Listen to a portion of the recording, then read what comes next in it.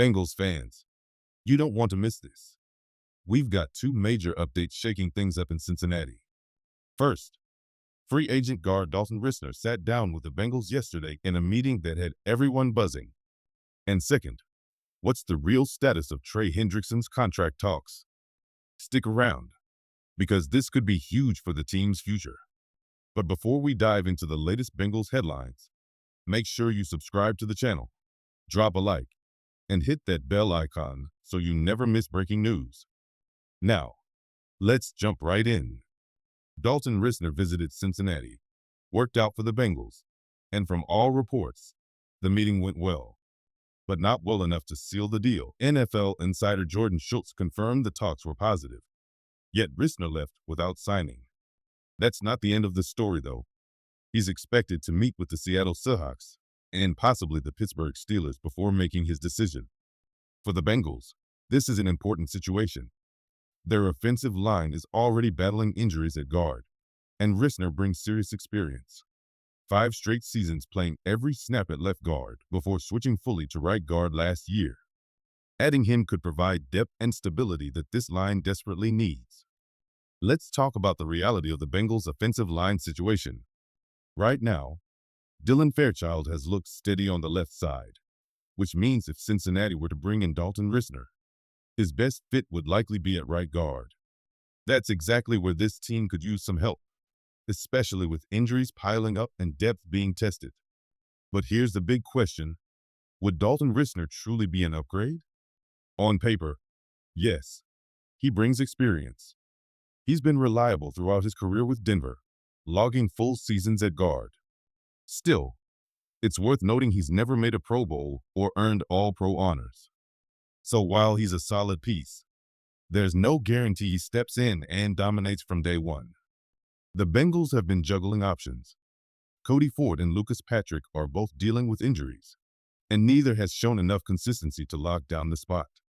That opens the door for competition. But Ford and Patrick do offer versatility that Risner doesn't. They've moved around the line, while Risner has stayed strictly at guard. That limits the flexibility the Bengals usually value. Another factor to keep in mind, Risner dealt with back issues last season and missed the first 4 games because of it. Health is always a concern when you're weighing a signing like this. Meanwhile, rookie Jalen Rivers got 51 snaps at right guard against Washington and held his own, a promising sign that Cincinnati may already have a young option worth developing. So at the end of the day, Risner could bring much-needed stability, but it's far from a slam dunk. The Bengals need answers at guard, but whether Risner is the long-term solution remains the real debate. So where does this leave the Bengals? The offensive line, especially at right guard, remains one of the most important storylines heading into the season. With Cody Ford and Lucas Patrick banged up, Jalen Rivers showing flashes, and Dalton Risner still considering his options, Cincinnati has some big decisions to make. The Bengals know what's at stake. Protecting Joe Burrow is priority number 1, and we've seen how much the offense can struggle when the line doesn't hold up. Adding the right piece now could be the difference between another deep playoff run and a season full of missed opportunities. We'll keep watching closely to see if Risner becomes that missing piece, or if the team sticks with their current rotation. Either way, this battle for the guard spot could define how strong the Bengals' offense looks in the early part of the year. So where does this leave the Bengals? The offensive line, and especially that right guard spot, is quickly becoming one of the most important storylines of the preseason. Cody Ford and Lucas Patrick are both banged up, and while they bring versatility, neither has been consistent enough to lock down the job. Rookie Jalen Rivers got his first big test against Washington and showed promise, but expecting him to carry the load this early could be a gamble. That's where Dalton Risner comes in. He has years of experience and the kind of durability that could stabilize this unit. Still, the questions remain. Can he stay healthy after those back issues? And would his skill set truly be a difference maker in Cincinnati's offense? It's not just about filling a spot.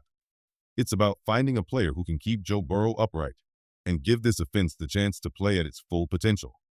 Remember, we've seen what happens when Burrow doesn't get protection. The sacks pile up, the offense stalls, and big plays disappear. This team cannot afford that again, not with championship expectations on the line. The Bengals know the window is open right now, and adding the right piece on the offensive line could be the move that keeps them competitive with teams like the Chiefs, Ravens, and Bills. So, the decision on Risner, or whoever ultimately wins the right guard job, isn't just about depth. It could shape how far this Bengals team goes in 2025. And you can bet every fan in Cincinnati will be watching closely to see how this plays out in the weeks ahead. Now let's shift to the latest on Trey Hendrickson. And this situation is getting more interesting by the day. Reports suggest that contract talks between Hendrickson and the Bengals have been full of ups and downs, and the fan base is clearly split. On one side, you've got fans pointing the finger at the front office. They argue that Cincinnati has a history of dragging its feet on big contracts, and it feels like we're seeing the same story play out again. And honestly, there's some truth to that. The Higgins negotiations last year turned into a full-blown saga, and many thought the Bengals might lose him. But here's the other side. The Bengals did get those major deals done. They locked in Joe Burrow. They handled Jamar Chase. They fought through the Higgins mess. And they even added pieces like Mike Gesicki this offseason. That doesn't look like a front office that's unwilling to spend. It looks like one that's picking its battles very carefully. Now, when it comes to Trey Hendrickson, the debate shifts. He's under contract. Some fans feel he should just honor the deal he signed and keep playing. That's fair. He knew what he was signing.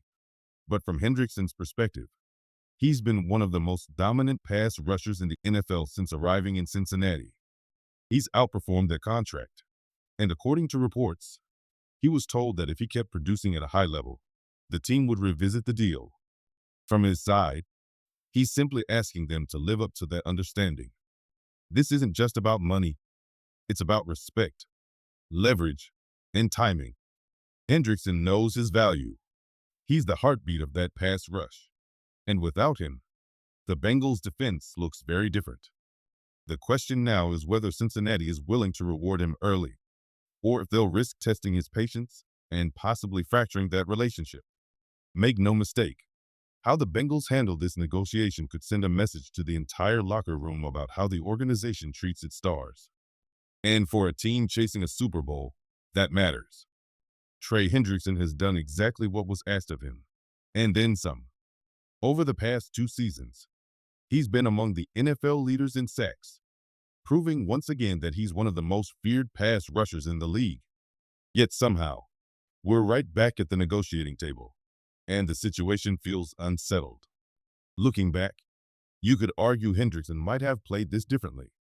Instead of signing that earlier extension, he could have played out his deal, cashed in with maximum leverage, and either forced Cincinnati to pay big or tested free agency for a monster contract.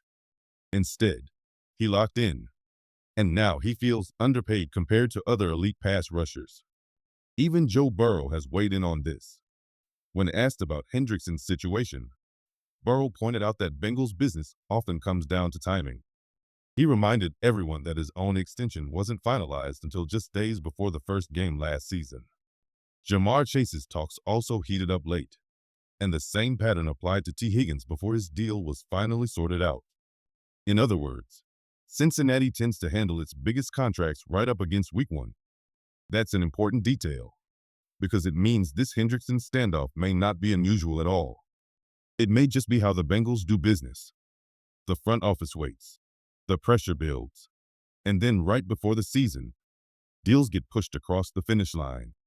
The real question is whether Hendrickson is willing to wait it out again. He's proven his worth. He's the engine of this pass rush, and he knows his value. If the Bengals want to keep their defense elite, especially in an AFC loaded with quarterbacks like Mahomes, Allen, and Lamar, they'll need Hendrickson happy and locked in. This isn't just another contract dispute. It's a storyline that could shape the tone of the Bengals' entire season. The Trey Hendrickson situation took another turn with reports from Albert Breer and others. According to Breer, the Bengals did listen to trade offers earlier this offseason. But here's the key. They weren't just looking for draft picks. They wanted defensive help plus picks in return. That makes sense, because if you're moving on from a player like Hendrickson, you need immediate help, not just future assets. Still, if a trade were going to happen, the best time would have been before the NFL draft, when the compensation could have turned into an impact player right away. Now, here's where things get complicated. The Bengals and Hendrickson already agree on the big pieces of a new deal, the average salary, and the length of the contract. But the sticking point, as always in Cincinnati, is guaranteed money. Hendrickson feels his production warrants stronger guarantees, while the Bengals are hesitant, especially with him turning 31 in December. And to make matters worse, Hendrickson has made it clear, if guarantees don't improve, he's prepared to sit out. This isn't a new problem for the Bengals front office. Guaranteed money has always been their sticking point. Owner Mike Brown has long been reluctant to hand out heavy guarantees, and that's frustrated both players and agents around the league. But let's ask the obvious question. Is Trey Hendrickson really a player you can't trust? He's been nothing but a professional since arriving in Cincinnati, a locker room leader, and one of the league's premier pass rushers. Even while holding in, he's been seen mentoring younger players and passing along technique to help them develop. That doesn't sound like someone the team should be worried about investing in. And that's why this negotiation is so critical. Hendrickson is not just another starter. He is arguably the most important piece on this Bengals defense. Without him, the pass rush weakens, the secondary gets exposed, and the defense overall takes a massive step back. With Joe Burrow in his prime and the Super Bowl window wide open, the Bengals cannot afford to lose the heartbeat of their defense over contract language. At the end of the day, this comes down to pride. The Bengals have to ask themselves what matters more: sticking to old habits around guaranteed money, or paying a player who has consistently delivered at an elite level. If Cincinnati truly wants to chase a championship in the Burrow era, the answer should be simple: get the deal done and pay the man what he's worth.